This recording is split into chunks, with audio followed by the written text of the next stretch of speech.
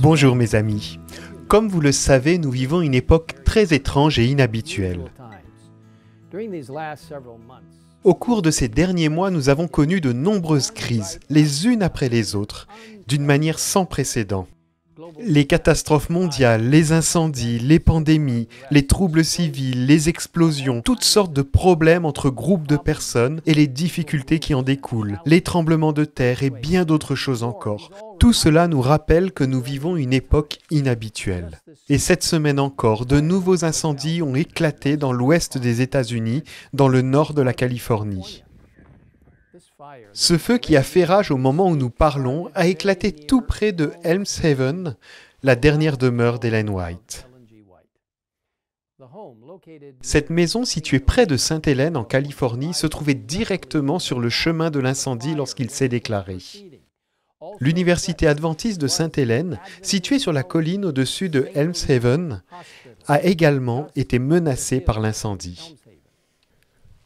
Plus haut, sur les monts Howell, se trouve l'Université Pacific Union College, un établissement d'enseignement adventiste du 7e jour fondé en 1882. Toutes ces installations ont été évacuées ainsi que la zone environnante. Au moment de cet enregistrement, nous ne connaissons pas encore le résultat final de l'incendie. Mais nous vous tiendrons informés par le biais des différents canaux de communication de l'Église adventiste du 7e jour. Nous savons que par la grâce de Dieu, Helms Haven a été protégé au moins jusqu'au moment où nous filmons ce programme particulier et nous louons Dieu pour les nombreuses prières faites dans le monde entier pour ce que vous avez fait en demandant à Dieu d'intercéder. Je vous invite à prier pour les personnes des communautés de la vallée de Napa qui subissent les terribles effets de cet incendie, ainsi que d'autres personnes dans le monde entier qui sont confrontées à de nombreuses épreuves et difficultés. Aussi choquants que soient les nombreux événements récents, les uns après les autres, nous ne devons pas être surpris. Ces catastrophes et d'autres se produisent depuis des années, mais il semble qu'elles se produisent de plus en plus souvent. Lors de son discours sur Terre, Jésus lui-même nous a dit à quoi nous attendre dans les derniers jours. Dans Luc 21, 25 à 26, nous lisons «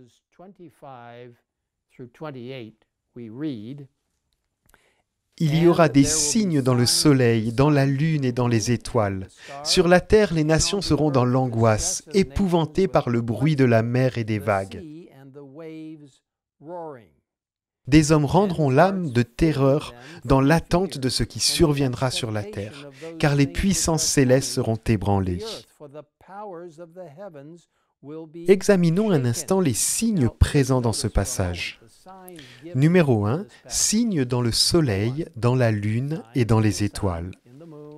Il est intéressant de constater que chaque fois que ces corps célestes sont mentionnés dans le Nouveau Testament, la séquence soleil, lune, étoile est la même.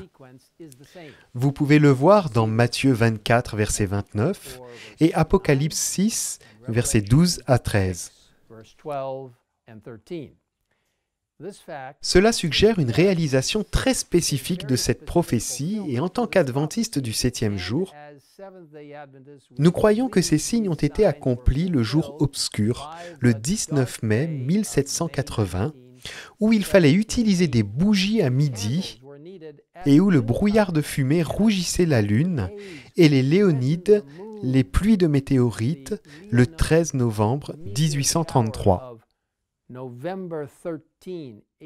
Ces événements restent inégalés en termes d'intensité, de visibilité et d'impact religieux.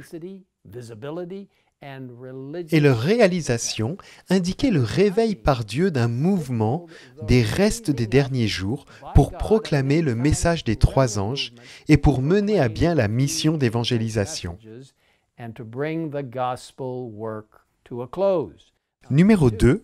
Les nations seront dans l'angoisse épouvantée.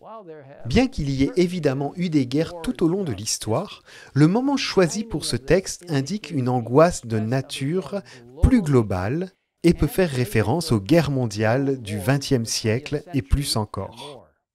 Numéro 3, le bruit de la mer et des vagues. Cela pourrait certainement faire référence à l'intensité croissante de la destruction causée par les catastrophes naturelles maritimes telles que les tsunamis, les typhons, les ouragans et d'autres. Numéro 4, les hommes rendront l'âme de terreur dans l'attente. Bien que les gens aient toujours eu peur tout au long de l'histoire, un nouveau type de peur semble être né avec la montée du terrorisme, en plus des incertitudes réelles que nous connaissons en ce 21e siècle. Mais Dieu soit loué, nous ne sommes pas laissés dans un état de peur et d'incertitude. Poursuivons la lecture de ce passage. Dans Luc 21, verset 27, nous lisons « Alors on verra le Fils de l'homme venir sur une nuée avec beaucoup de puissance et de gloire. » Et puis, dans le verset suivant, au verset 28, nous lisons cette merveilleuse promesse.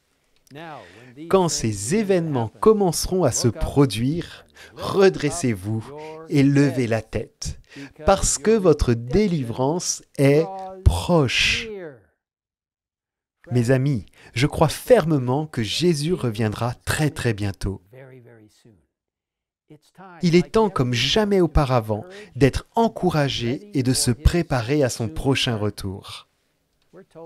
Dans le livre Témoignages pour l'Église, volume 3, nous lisons « En un sens tout particulier, les adventistes ont été suscités pour être des sentinelles et des porteurs de lumière.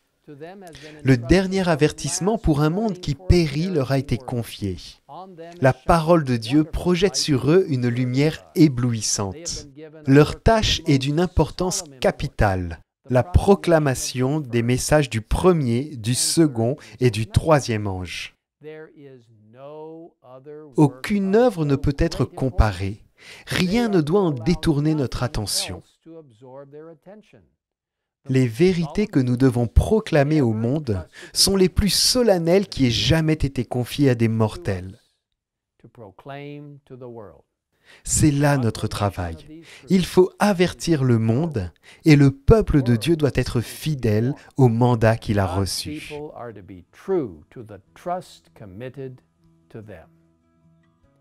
Le moment est venu, chers amis, de laisser nos lumières briller pour lui.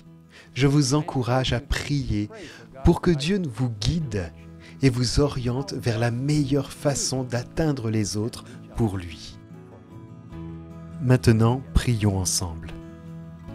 Cher Père, nous savons que nous traversons les temps de la fin. Nous savons que nous ne pouvons pas trouver notre chemin à moins de dépendre complètement de toi.